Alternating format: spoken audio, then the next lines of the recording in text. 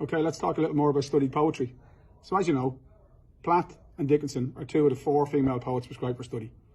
You'll hear people saying, well, they were on 2024, they won't be on 2025. It's not true. There's precedent in the very recent past.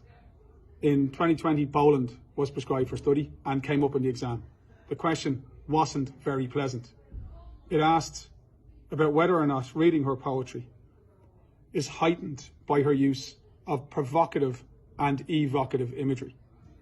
Now, nice question, very clever. But on the day of the exam, if you're in the exam, you're trying to define the difference between provocative and evocative. It's a rabbit hole you're going to go down. The wording is tricky. You don't go near a question like that. 2021, what did they do? They put Boland on again with a much more straightforward question. Just discuss how successfully, in your opinion, Yvonne Boland employs a range of narrative elements. Remember Boland? She's a storyteller. She creates characters, settings, scenarios, and through those stories, she draws us into thinking about the thematic concerns she's interested in.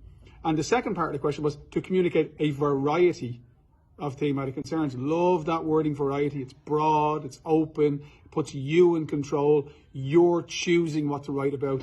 We're always looking for those broad questions. A question where the wording is very, very narrow, like evocative and provocative.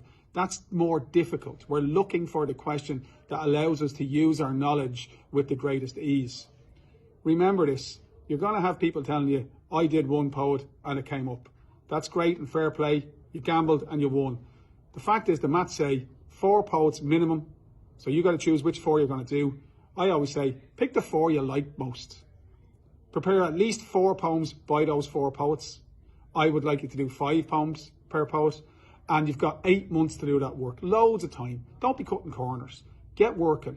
And when you're working, think about what the poet is saying in the poem and how the poet says it. Because that's what the exam's going to ask you to write about. What the poet's thematic concerns are and aspects of their style. And if you get a nice question, you can go off. And that could be Dickinson, even though she was on last year. Could be Platt, because she was on last year. It could be Tracy K. Smith. And by the way, there's no guarantee that she'll be on either, because she's a new poet. There's precedent for poets being prescribed for study and then not being examined in their first year where they could possibly be examined. But if you've got those 4 female poets done, or indeed Boland, the 2 other Irish poets and Tracy K. Smith, for example, you're sucking diesel. 4 is the magic number for studied poetry.